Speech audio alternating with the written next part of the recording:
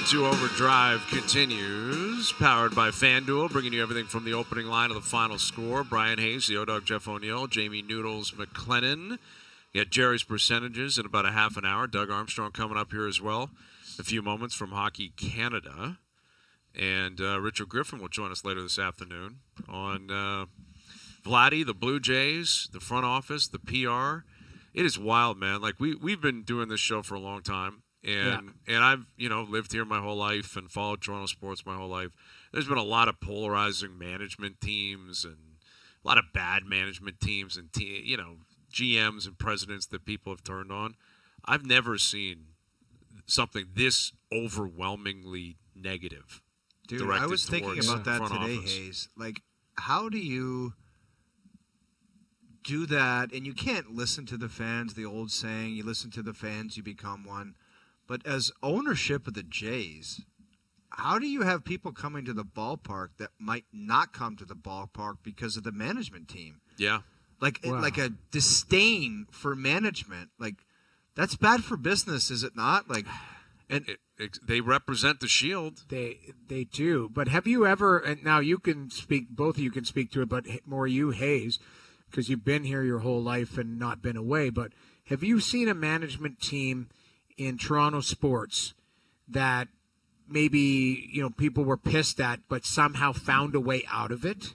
I'm trying to think of people loved Burke and then turned on him, but there wasn't winning involved, all of that type of stuff. But right now, everybody is pissed at them. Yeah. If they end up having a great season, you've ridden out the storm. But it's a great if. I can't remember recent in the last, 14 years I've been here where the management team has been under so much fire and they found their way out of the fire. I can't think of an example in Toronto. I'm not sure I can think of one in sports, like in general, where it's this overwhelming that it's tough to find a Shapiro and Atkins true believer, like someone who really, really believes in their vision. Dude, I've never talked to one person that said, just give them some time. I know. It's been 10 years. I was talking to someone that covers the Jays, and it was like, Hayes is right about the pain is coming. And I said, at least these guys have got a bunch of playoff success under their belt, and we both had a chuckle at it. It's like, there's been no playoff success, and there's nothing in the farm system, and now your two best players are going to walk out the door, and now pain is coming after 10 years? Yeah. How on earth is that allowable to have people come back and turn it around again? I think that's the worst part about a new season. It's supposed to be fresh, and listen, they got a decent ball team. They're not a disaster. They're not anywhere close to a disaster. You look at their roster and what they're going to run out there every day, they're a pretty good team. They could win, maybe they win 85 games. Maybe 87, maybe. But a few years back, it was like, look at the Jays. They're 91, 92 games. Well, look at the Jays. It's not like the Boston Red Sox and the Yankees are just like so dominant. They were right there. A lot of people considered them World Series champs. Absolutely, years ago. Absolutely. Yeah. And now it's like, man. Now it would be very surprising if they were competitive in September. That's how much it swung the other way.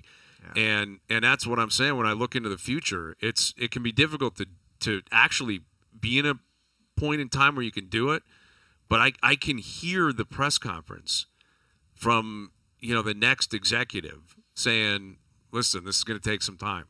This is going to take some time here because we maybe have to get off some contracts and we got to build up the farm system and we got to, that is very likely to happen. And that's what sucks here at the core of this is the fan gets screwed. Yeah. The fans are the ones who love Vladdy, love the idea of Bichette. And listen, some things have gone awry that were unpredictable. 3 years ago, it looked like, and it felt like this would be Vladdy and Bichette at the middle of the order for the next decade. Power hitting first baseman, shortstop that he's going to win a batting title and play with flair. And Alek Manoah's going to be, Manoah's going to be your ace for the next 10 years. And wow, what an incredible setup. And now there's a very good chance, Gerry's percentages, maybe we should get to this in half an hour with Gerry, that none of those players will be associated with the organization 12 months from now. Like Vladdy, Bo, Manoah, none of them will be members of the Blue Jays organization 12 months from now. Not crazy. And that would have been shocking 3 years ago. And to your point, it's almost expected today, which is a crazy pendulum swing.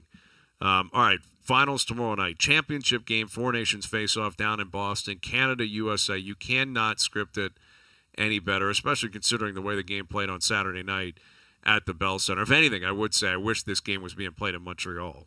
Shout out to the Bell Center, Montreal. What an incredible crowd. Puts a lot of pressure on the Boston faithful to show up tomorrow night and bring some electricity.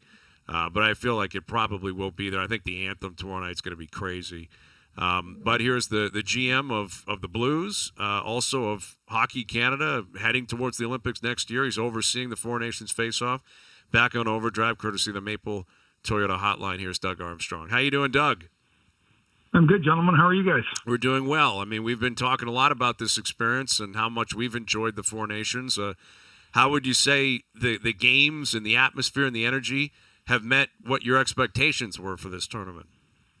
You know what? I had high expectations, and they've actually exceeded them. I think as I was listening to you guys' intro here, the Montreal faithful did themselves very proud. The city, we were in the middle of a snowstorm, but it just was unbelievable, the amount of energy around the building, and then the games, not only the Canada games, but all the games. But ultimately, that game Saturday night was second to none. At a different level, but it seemed a lot like I was fortunate enough to be at the 2010 gold medal game. A lot of hype around that game, obviously, and then the stakes were higher than they are now. But it was electric, and then obviously the start got everyone's attention, and I thought it turned out to be a great game, a 2-1 game that ended with an empty netter. Everybody, the top players, played well on every team. It's amazing when you have 18 of the best players on each team, how little ice there is and how you have to take advantage of what's given. And I'm expecting nothing but even a better event tomorrow night. So, Army, when you're sitting in a boardroom with your management team, where on the bingo card did it say that you were going to have 3 fights in the first 9 seconds against the U.S. team? I mean, that could have been a surprise for you as well in the management side. Yeah, we knew how their roster is built. Obviously, we knew that the Chuck boys were going to be on there, and they play with what Berkey would call that truculence, and we were aware of that. But we wanted to put our best team together, and I thought it was great. I was, I hate to use the word proud because I'm not their father or anything, but I was impressed by the determination of Hagel coming out with a much bigger player into Chuck and handling him, very well, and just Bennett and then Parenko, our guy. It was great to see. I know it's a look at yesteryear hockey, but I think every once in a while that's a view to what it used to be like, and I think the fans enjoyed it. I think everyone enjoyed it. But more importantly, I think when that was finished, they enjoyed a 59-minute and 50-second great hockey game. Doug, how have you handled the transactional stuff? Like theater goes down, and then it was like Harley was in Boston, whereas like Gerry and Bill contacting you from a bar saying, "Nah, that's okay," and then it seemed like things were kind of on the fly. Like, how challenging was that? And now the U.S. is dealing with it. It seems like they got other players coming in, and they're not sure. I'm sure there's been stuff that's been on the fly as far as your questions and what's allowed. Yeah, and the Bill Daly and the PA have handled this, and they set out the parameters early, and you have to deal with them. There was certain thing that's went on, and there's an illness going through. There's injuries, and they were great. We contacted them. We gave them our position with the Theodore thing, and then McCarr's situation, and the rules are the rules, and I feel for them because they have to make decisions that have to pass the other 3 countries. But all in all, we're going to get to tomorrow night. There's going to be great players on the ice, and I'm sure when they look back at this, they'll reassess and find out if there need to be tweaks to the rules. But I don't want this is my personal thing. I don't want any of that to override how great the event is and how lucky we are to see players like the Tkachuks and Matthews and then we got Connor and the list goes on and on. Sidney, I don't start ripping off names. We'll be here all night, but it's just great to see the best players play with emotion and passion for their countries. With Doug Armstrong of Hockey Canada ahead of the championship game tomorrow night, Four Nations face-off. And I think what's really stood out, we've referenced those fights the other night, is that we're playing based on the NHL rule book, which to me is very substantial in terms of team building and what you can expect with these teams and the games and how the events are going to play out. Because, as you know, you'll get to the Olympic Games next year, no one's going to be fighting. Any hit that is even borderline, I find the international refs will lean towards 5 in a game. Yeah, like it's just instinctively 5 in a game. So I'm curious, Doug, if you took that into consideration in terms of team building for this event compared to the Olympic Games, the actual rule book and what's allowed for this event that won't be allowed once you get to the Olympic Games. Yeah, I would say that's went into the equation on who you pick, but ultimately we're using this as we want to win the event and preparing for the next event, and talking to our top players, they were adamant, like, make Team Canada the best it can be and let teams adjust to us. Let's not adjust to what they may or may not do. And as I said, it was great theater the first 9 minutes, but you guys know the level of players here. Nobody's intimidated. Nobody's scared. Nobody gets pushed around. And so it was great. It was great theater. It was a great 9 seconds. And then it was best on best. And that's how we built our teams, are for best on best. Army, where are you at with Binnington? He's made some great saves. He's maybe had a few that he wanted back, but as far as the level of confidence you had in him coming into the tournament and his play so far, and obviously you're going to have to try and deliver a win tomorrow night. Yeah, I would say that's been the greatest spotlight on our team, was how was the goaltending going to be. And, at the end of the day, we're playing in the final game, and that's what we want to do. And you're right, he's made some, you look at the overtime, a couple of saves he made in that Sweden game on overtime, like that put us in this game tonight.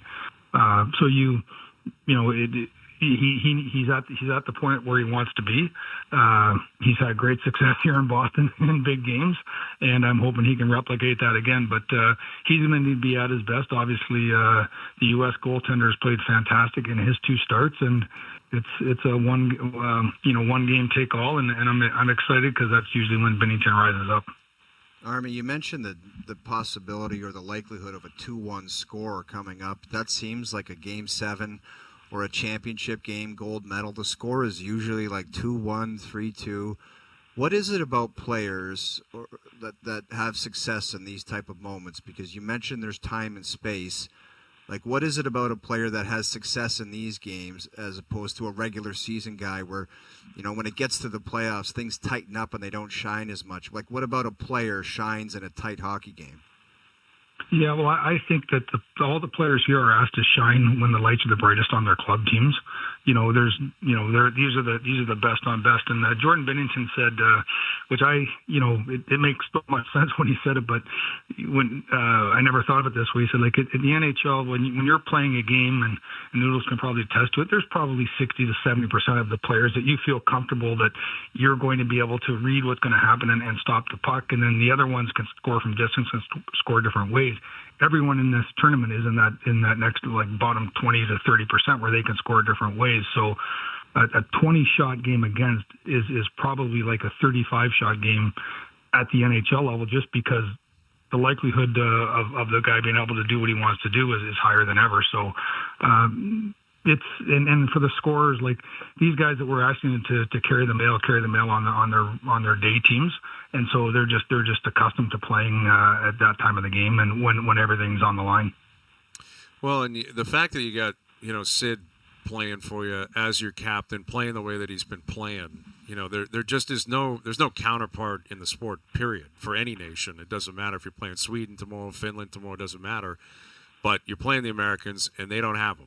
They just do not have a guy like Sid. How much of a cheat code do you think that is for you guys? How beneficial has it been just to have him in the room, but also performing the way he's been performing? I think it's beneficial. It's not just in the room; it's in the hotel. It's his preparation. It's the passion that he brought to this event. Being able to share the stories of what it was like to play in 10 and 14 and 16, and then what he does on the ice. Obviously, we were reeling, let's be honest, against in that last game, and he finds a way to have a accidental collision there at center ice and ends up with the puck, and it's in the net, and it's game over. Like he's just a big game player, but he's also a big tournament player. Like just having him in our meal room, in our locker room, in our elevators, everywhere. He just carries this. He has that presence of a Wayne, of a Mario. You know, McDavid's working into that. That it's just special. It's they're not even generational. They're every 2 or 3 generations, and we're just so fortunate to have him as our leader. Well, it's going to be a lot of fun tomorrow night. What are you anticipating the energy in the building will be like in Boston tomorrow? I think it's going to be great. I was impressed by the number of Canadian fans that made it down to the Monday game. I don't know if they bought package deals and knew we were going to be here, but I think there's going to be a good representation of Canadian fans here. I think it's going to be loud, and they're going to be ready to go, and the players are going to be ready to go. And again, I'm fortunate to have been in this building for a Game 7 of the Stanley Cup Finals, and it was rocking, and I really expect nothing less tomorrow night. And I hope the visiting team has the same success as they did back in 2019 when I was here. Yeah, that was a fun one for you, I'm sure, Doug, I would think. That was a fun evening. Yes, it was. That one in Boston where the Blues won the Stanley Cup. Well, we're pulling for the same outcome as well tomorrow night. Obviously, as Canadians, we're looking forward to it. We're rooting for you guys. Best of luck tomorrow, Doug. Really appreciate you doing this.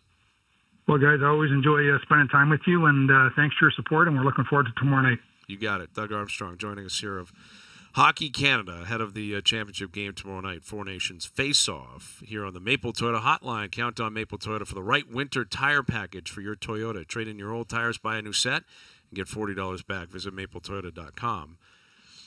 Yeah, Sid, his role in this is pretty wild, man.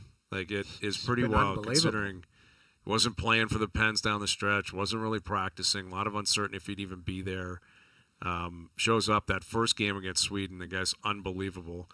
And then he punches their ticket, quite literally, on Monday. Yeah. One of the better empty net goals you'll ever see. Yeah. It was unreal, man. Like, and you never see that guy like celebrate any goal. He was jacked. He knew that needed to go down. Yeah, that was a big one. Wow. And it's fitting that it was him. And we talk about McDavid's role in this, and McDavid's in his prime, and Sid's not in his prime anymore. But I'm not putting anything past Crosby tomorrow night. Like I would fully expect he's flying tomorrow. And if I'm the Americans, this is what's so terrifying. And it goes both ways. I get it. But McDavid, McKinnon, Crosby, if he's on his toes, I don't know. That's very, very, very tough to stop. Yeah, it is. You know what? And this is probably a conversation for Friday or into next week, Hayes, but Sid getting a little taste of this and having to get on a bird and go back to Pittsburgh. Ooh, man. And well, knowing that, knowing here's that, the thing, too. Like, and we've talked about it countless times over the last 18 months. Get him out, put him in a winning scenario. I think it's a great point, Noodles. He's got to go back there and be a leader and say the right things. We're in the hunt. We think we can still get it together. They're not. It's over. The Pens aren't going to make the playoffs. But the way they reacted to him in Montreal, too, pretty crazy. Crosby, pretty chance? Crazy how much they love him there. He grew up a Habs fan. I just don't think the Habs aren't in a better position than the Pens right now for winning. They are in terms of their future. But I don't know. I'm with you, Noodles. I do wonder if that story picks up a little bit of steam. You brought it up. A little not insider trading, but you get he's sitting for 2 weeks with his buddy Nate. Give and goes, slappers from the slot into the net, hugs, and it's like, man, going out for practice, just the two of them, little backhand saucies together. I don't know. If you're Sid, you got to be thinking, I could do this for 2.5 more years with my best friend. Maybe it's time. Yeah. I don't know. It could be. I got to give you guys a little nugget about Montreal. James Duthie snuck a hot dog out into the catwalk and buried it right before the game. He stuffed it in his jacket, and he brought it out to where we were sitting. Really? And I couldn't believe my eyes. It's not allowed. You're not supposed to be bringing them out there. I know, but MJ snuck one. That day we had MJ on, he snuck one out, took a picture of it, put it on Twitter, and I saw that, I swear there was ketchup or mustard or both on that picture. Oh, he had everything, man. He had everything I covered. guess it's got to go into the jacket and by the security guard, and it's the only way. I think Johnny's explanation for the bravado was he's an alumni. It's like, what are they? Yeah. I played for the team. Yeah. You know, Duthie didn't play for the Canadiens. Duthie has no business stealing a hot dog. But he is a Canadian legend. He is a Canadian legend. Canadian legend. But I don't understand. Like, I feel like somebody at some point, there's that picture of MJ. Like, he loaded that thing up, so he must have brought the packets in his pocket or something. Yes. Like, but I don't know, man. Like, I don't know. Somebody must have thrown a hot dog from up there. And it's been banned. All I know is Michael Farber was close by Duthie, and he was giving him a stare that I've never seen before. I was disgusted. Well, I mean, Farber's been running that building since it opened, right? He used to run the Forum back in the day. I mean, as you talk about legends, Michael Farber in the city of Montreal, it doesn't get any bigger. Yeah. And he probably thinks, yes, there's a code here, right? And this is the code that we're all supposed to abide by. And unfortunately, Duthie didn't do that. And maybe Michael Farber, maybe others, take it upon themselves to let the masses know that they weren't happy. And that's right. I wouldn't be shocked if Farber sent Duthie an email. Yeah, I wouldn't be either. Hot dog play, like we don't big do that. Game. That was one thing I witnessed on the trip, and I was sick to my stomach. We're waiting in line to get into this place, and there were two people in front of me, and they were talking about how they're trip advisors. They're trip advisors. Oh, yeah. Which means they write reviews of different places. Yeah. And I'm listening to these two. That's a couple goons looking for a free meal. Oh, I couldn't believe what I was listening to. Like, I'll be advising, like, because they call themselves advisors, right? And I'll be advising. I'm going to be advising on this place. I don't love the lineup service. I don't know. We'll see. And I'm like, this is what people are doing with their free time. Like they're launching TripAdvisor accounts to bury companies. Dude, people go to restaurants, and if it's like they don't get their meal in 4 seconds, they're like, gonna go on Yelp or whatever, and I'm gonna write a review. I'll be advising. Excuse me. I will be advising that this took longer than I expected. Dude, why would you wait in line at a restaurant in Florida of all places? Like, for starters, I wasn't in Florida. I don't know who gave you that idea. I don't know why I didn't correct you earlier. I was in the Dominican. I wasn't in Florida. Really? Yeah, dude, I had no idea. You were closer to the sun. I was as close to the sun as you could get. It was 32 degrees and sunny every single day. So, and the trip was longer. Anyway, we had a great time. People are incredible down there. It was awesome. But that's what I'm saying. The trip advising stuff. I'm like, what are you talking about? Like, two Americans or two Canadians. Like, I'm going to write about this place, and I'm like, what are you doing? And the sad thing is, it actually holds some weight. Oh, it does. There's some people that go on the review. Let's see how this place is. Yeah. And if Judy said that 1 star. Advisor. But that's it. Who are I you? showed up and my food sucked in the line, and like people are like, "Nah, I guess I'm not going there." I'm not going there. Know, it really does work. I It's don't scary. trust those things though, because you don't know who's writing them. They could be complete lunatics. Yeah. That write those. Whatever they're Reviews. called. And that's what it was. I was watching these two people being like, "Oh, you're a TripAdvisor, so am I. I'm going to write about this," and I'm like, "This is insane I've had a behavior." great experience. So I just insane that's the behavior. thing. You got to trust it, because we go on trips all the time, and it's like, "Oh, this TripAdvisor says this." I'm like, "Well, who are you trusting?" Right. Who is that person? Like, and what are their standards? And are they just miserable all the time? Exactly. And yet here we are. I guess we're kind of admitting that you can fall into the trap. You read it, you're like, "Oh man, only got 2 stars. That's not good." Yeah. All right, Gerry's coming up. Dregs will join us as well. We got Richard Griffin in just over an hour on this Vladdy, Shapiro-Atkins, Blue Jays scenario, where it goes from here, and how they can possibly salvage this season. That again, there's so much negativity hanging around this ball club right now. It is absurd. So we'll get to that in just over an hour. Overdrive continues. TSN 1050 and on TSN 2. You're going to want to hear this. Gerry's percentages. I don't love being commissioner as much as I used to. I actually love it even more. That's the voice of a Hall of Famer. Are you kidding? Have you been out drinking? You're all pigeons. Filthy, filthy pigeons. It's Gerry. Gerry.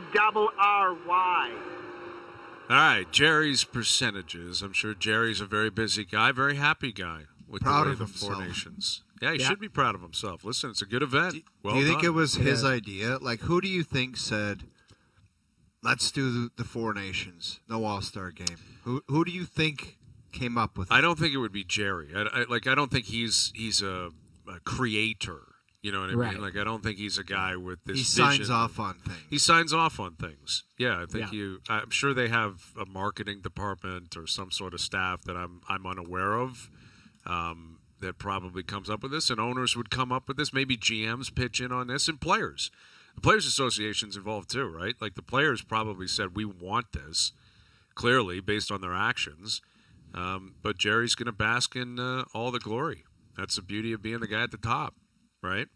Yeah. And he's probably love what's going on. Adam Silver's getting destroyed right now. Like, you talk about commissioner rankings. Yeah. Gerry's actually pretty high on the list. You know? It is. Like, Adam Silver and the NBA they're in crisis mode. You want to give me a quick 12-second commissioner ranking? In terms of the general public or in terms of the job they're doing? Well, Goodell's got to be one. Goodell, yeah, that's the thing. Like, the NFL is so... You're right, Noodles. Like, the NFL... People don't like Roger Goodell. Like, none of them runs itself. But it just kind of runs itself. So I guess Goodell would have to be one. Bobby Mans, I think Bobby Mans, because honestly, the moves they've made with the pitch clock and with some of the adjustments, and baseball seems to be in a pretty stable position. I know contracts are getting crazy. No, but they dodged a bullet with Ohtani too. They did. Keep in mind, like that. They did. They dodged a massive bullet, because if they unveiled that he was the guy gambling and like that happened right after the contract signing, instead it's the interpreter who goes to the claim. That little weasel got 5 years in prison. He got a long time, and now the audio's out, right? Of him making the call saying he's Shohei, and I listened to that 50 times. Like, listen to this guy. Anyway, right, let's get to Gerry's. Yeah, let's get to Gerry. Gerry would be probably 3 for me. Adam Silver number 4 at this point. But all right, Gerry, what do you have for us? Gerry's Four Nations Bonanza has people stopping me on the street to shake my hand, which means when I'm shown on the big screen tomorrow night, it'll be way more cheers than booze. What a bonanza Gerry's put on. Yeah, it's quite the bonanza. It is a bonanza, Gerry. Yeah. You should be proud of yourself. Way more cheers than booze is 0%. 0% someone's going to look up and see Gerry and say, oh, he put on this bonanza, let's cheer him. It's an NHL thing. When his face goes up on a monitor, it gets booed. So it's 0%. No, I don't know, man. I think that Noodles, come on, man. Didn't he get cheered in Florida last year when he handed out the cup? Are you kidding me? No. Did he? I don't remember that. I feel like I was ice level, and there was some cheers. I could be wrong. Like, I might be wrong, but I remember there was a reaction where it was like, that's not normal. And it wasn't like the boo, like it was Florida, come get the Stanley Cup. That's or whatever. disappointing. Barkov. I want to say that I think people have warmed up to him. Like, the league is in a pretty good spot and heading in the. I don't think it's 0%. I think he's. There'll be some boos, but not like raining out like he used to. Okay. 40%. 40%. Yeah. I think the important distinction here is that Gerry's saying cheers compared to boos. He may get no reaction. I don't know about cheering. Right? Like, I don't know if people are up on their feet. Hey, there he is. Buddy, just think about this. Oh, there's Gerry. Yay! No one is doing that. No, I don't think so. So I got to say 0% on that. Right? Like, I just, Two I don't guys think slaughtered. cheering. Hey, Rick, there's Gerry. Yeah! Rick, it's Gerry. Hey, put your Sam Adams down. We need to cheer for Gerry. Dude, it's just not happening. No, it's one of the slam dunks of all time. He may not get booed. Like, it may not be 20,000 boos. It may not be 10,000. Maybe not 5,000. But there's probably going to be 1,000 boos, and there won't be any cheers. I just don't think cheering's going to be a part of the process tomorrow night. So 0%. Jordan Binnington will pull off a miracle and outperform Connor Hellebuck on Thursday night. That's a spicy meatball. I'm high on this, boys. I'm really high on this. I'm 85% on this. Wow. Yeah. I have got a feeling that Canada rides tomorrow, and I think the Binner is going to be a main part of it. I'm high. I'm high. It's a gut feeling. I'm not going to Jamie breaks down goaltenders and what they do and what they can possibly do. This is simply a gut feeling. I'm 85% on the bin train. Wow. Noodles? Wow. I mean, we all know Hellebuck's a better goalie. I mean, we all know that. I know you're going to try to upstage me and say 90%. I'm not saying anything. I'm not. He's going. And I'm lower, but I am on the north side of 50 because I do believe Canada's going to win. So a win puts Binnington in the winner's circle regardless of what happens, even if it's 7-6. Mm-hmm. So I am going to be 58%, and I think that Binner can do it based on he's won a Stanley Cup in Game 7 in that building. He's done it. So, I think he's been not the Randy Carlyle. I think he's been better but he has allowed at least one bad goal per game. Mm-hmm. He's got to clean that up. He can't do that tomorrow night. Well, what do you think of the Larkin goal on him? Like the Gensel first one we referenced, you got to stop that. Larkin, it's a 2-on-1. He's flying. Yeah, and so a left-handed shot in that position. I still would like to see the goaltender when your job on a 2-on-1 is to get that save. You take the shot, okay? But a left-handed shot gets inside the dot. Like he's coming down the slot. Like he's not wide on that play, right? Like that left. You look where he releases there. That's a pretty good shot, and he places it just over the right pad inside the post. I didn't say it was a bad goal. I didn't. I don't know. I didn't say that was. I don't think that was a bad goal. Right. I just think that was a good shot by Larkin. Yeah. Would I like to see a save there, though? Yes. Of course. Of course. Yeah, but it was kind of a Messier far post, perfectly placed. That's a pretty good shot, I will say. Credit where it's due. I agree. I didn't think the Larkin goal, I don't think you can hold that against Binnington, but the first one he had to have. The Gensel, you have to have it. I can't get I mean, listen, Hellebuck's got to have a game. He's played well in the 2 games he's played, and he's been phenomenal this year. Phenomenal the last 2 years. It's not like this guy's got a Marty Brodeur playoff record. But that's the thing. Well, that's the playoff record, yeah. That's the thing. Like, Hellebuck, it could be a scenario where Binnington outplays him by default if Hellebuck has a poor night. And I can't see a scenario where technically, Hellebuck plays better than Binnington, but, Canada still wins if Canada's just all over them and, outshoots them 40-18 or something like that, and they win 3-2. 49%. 49%, because I think I'm trying to reason with this because I'm on Canada tomorrow night too, and what you said makes a lot of sense. If you think they're going to win, then you have to believe that Binnington's going to play well. But there's a lot of pressure on him, man. A lot of pressure on both these guys. Like we can talk about McDavid and Sid and Matthews and the Tkachuk brothers. If the goalies play poorly, it's over before the game even starts. Yep, I agree. The guy doesn't have his ace stuff, the game is over. So tons of pressure on both guys. All right, Gerry, what else do you have? Vladdy Jr. will be playing in the AL East next season. Won't even be close, according to Ross, who doesn't even know what close is. Yeah, the whole close definition, or the fear of the word close, was astonishing yesterday. I don't know what the harm would have been if you don't sign him. Just come out and say we were actually not that close on numbers. So that's where we're at. Yeah. It was just, and that's the thing. Like, listen, they've had years to sign this guy to a long-term extension. They chose not to do it because they didn't truly believe in him. That's my impression, my opinion. Or they people need to understand this, that Vladdy could have come up with a number that was just a no way for them. Right, but what I'm saying is their actions here looked so desperate to me. Because last year you weren't in a rush to sign him to a long-term deal, and now because the PR is such a debacle, and you swung and missed on Soto and the Ohtani disaster and how embarrassing that was for everyone involved, now all of a sudden you're like, well, we're really working hard to sign Vladdy. Why?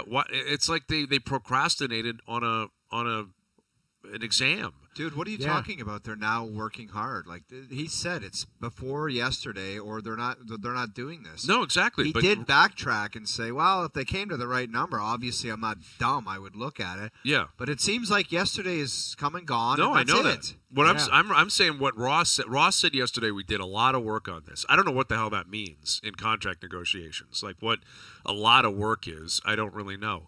But what I'm saying is they put an offer in front of them. There was a lot of money. I don't know what it is. I'm sure at some point we'll find out. I think the leaks are coming on both sides. We're going to find out. And I'm sure it was a lot of money. I'm sure it was. But if you weren't willing to do it a year ago, or if you were willing to do it a year ago, you wouldn't have been in this position. But a year ago, they didn't want to have that conversation with him because they weren't sure who he was or they didn't truly believe in him. And then all of a sudden, you really believe in him up to a certain price. It's desperate. Right. Like the whole thing reeks of desperation. And ultimately, it doesn't end up concluding in a contract. And now they got to play out this year. And it's going to be a circus between now and the trade deadline. That's another thing that's coming. Like if they have an awful April, it's going to every day. Do you trade him? Do you trade him? Where are you going to trade him? What are you going to get? What are you going to do? It's just going to be constant. Anyway, what was the Gerry's again that he's going to play in the AL East? Yeah. I think that's what it was. Oh, go ahead. I'm going to go 45% because I got a feeling that the Red Sox are just dying to get their hands on this guy with the green monster sitting there. Yeah. I really do. I got a feeling they're dying to get and who knows, maybe Soto is telling Cohen, just wait for my buddy because you can come up with a number and you can get him here too, and that will start building our kind of power team here with the Mets. Mm-hmm. Yeah, that's where I'm concerned about that. It's just, didn't he like an Instagram post of a picture of him in a Red Sox uniform? Yes, he did. He did do that. That is accurate. That wasn't fake news, right? No, I looked to myself. I went to the account and I was like, yeah, there he is. That's Vladdy liking it. It's a picture of him in another uniform, and he liked it. Like, I don't know, man. Yeah, forecasting. Exactly. Were you, 45%? 45, he's in the AL East. I'm higher. I think So if he am I. goes, I think we're talking 70%. Like, and it's really two teams that are just going to write him a check, and he decides where he's going to go. Yeah, I'm high on this too because, listen, the Mets, at some point you would think Cohen would say, I just can't keep giving out these contracts. Like, they spent so much money. Are the Dodgers going to pay him? Dude, maybe don't ever count the Yankees out. They're like, missed out on Soto. Maybe he's our guy. Now, he used to say, hates the Yankees. I'll I'll never play for the Yankees. Yeah, I think there's some history there, maybe with his dad in the club or something happened there. But if it's all about the top dollar and the Yankees give it to him, I think Vladdy would accept that. I think he'd be fine with putting on the pinstripes. I think the Red Sox the same thing. Yeah, I'm 75%. I don't think the door is completely closed. It feels like it basically is, but maybe if he has a great year and they win, they find the money, kumbaya, everything works out. But I think it's, Red Sox, Yankees. At some point, the Mets are going to stop. The Dodgers are going to stop. If you want the big money, those are the markets. Those are the teams that have it. And that's what also makes this so, possibly damaging for everyone involved. If he walks to Boston and torches you for a decade. Imagine him coming in that many times in a season. You'll see him 8 or 9 times a year at the Rogers Center. Yeah. And he loves Fenway. He's been torching Fenway Park since he walked into the league. Yeah, and Devers is his boy, although Devers has got his own Devers issue is there. Pissed, man. Devers got his own problems down in Boston right now with Bregman showing up. But, I think that would be the cherry on top, is if he walked and got the money and someone within the division paid him. Like, you couldn't possibly explain that to your average fan, how that could ever make sense. All right, Gerry, what else do you have? The 3-pack of Shapiro, Shanahan, and Ujiri will be in Toronto by the end of 2026. Ooh, that's a good one, Gerry. The 3 top dogs of the 3 big teams: Leafs, Raptors, Blue Jays. No, dude. End of 2026? Yep. No, not possible in pro sports these days. They've been here, all 3 of them have been here a decade already. What's going to change? They've been here a decade. Something's going to change. Dude, like, yeah. It seems like when they've all three have been here a decade, the next 2 years seems like another decade. Like, what happens if Masai just pulls the plug on himself and says, I'm not into this rebuild stuff, and I've got an offer to go to an organization? That you don't think that that's already out there floating around, that guy? It could be. The you don't amazing think thing is he's the only one that's won anything. He's the guy that's actually won. You're right. Yeah. You But know. where is the Blue Jays ownership with all of this? Well, and this guess who bad owns the press? other two teams, Noodles? Exclusively. Yeah. The guy who But owns the Blue Jays. I know, but I'm thinking out loud here. Like, this is bad PR. If things don't go well, like, to me, there might be a clean sweep. It's like, I'm clearing this and I'm clearing that. Like, you might see all hell break loose if they don't live up to the expectation that has been set out for their individual organizations. You would think after a decade that's not an overreaction or being harsh. Well, and Keith Pelly is kind of newer on the job, right? Like, this is now he's got a lay of the land, and there's big pressure from above him and from him probably going below him. Like, he's not a guy who's just going to sit on his hands. He'll pull the trigger on some stuff too. Okay. So where are we at? By the end of next year, basically 22 months from now, all three of them are still here. I'm 10%. Yeah, I was going to say 18%, maybe, lower, 12%. Okay. All right. I'm higher than that, man. I look at I don't think Shapiro's going anywhere. I mean, that's just my opinion. How can you possibly say that, dude? Like, if Ross Atkins goes, they're connected at the hip. Like, then why are they still even here? Is Dude, the thing. Like, if you think that pressure is going to be on Rodgers, they've got some funky pictures of something. I don't know what it is, but yeah, exactly. And why is that going to change between now and the end of 26? I don't have that answer. I don't know. Yeah. And well, you're right. You would think if anyone looked at what's going on now with the lack of success, the garbage farm system, and this debacle with Vladdy, and things looking like it's going to be scorched earth a year and a half from now, how would anyone not say, I got to do this right now? Yeah, well, exactly. And I think Shapiro, he may be granted the I've only had one GM bullet, which is true, his choice, but it's true. And they may say, all right, bring in somebody else, let someone else run the program. You become more of the business side than the baseball side. Shanahan, I'm not even sure what his contract status is. Brendan Shanahan, he signs these deals kind of out of nowhere, and I don't know how much term he even has left. But I would think at some point it would be mandatory they win in the playoffs. I would think, yeah. But it hasn't been an issue for a decade, and so I'm going to say 55%. I'm way higher than you guys. Like wow. these three, they've got the year of the owner. They've been here for a long time.